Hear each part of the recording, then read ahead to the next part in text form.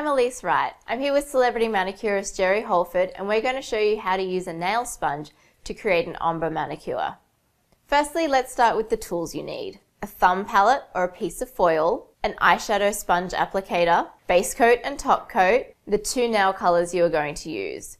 We're using a light blue and a dark blue. You're going to start with your lighter color as your base color. Do one coat and wait for it to dry.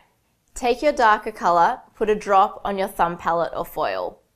Get some polish on the sponge and tap it on up to the middle of the nail, going a little heavier on the tip. Let it dry completely. Add a little more of your dark color to your sponge and go over the tip to create that beautiful ombre. Let it dry and seal with a top coat.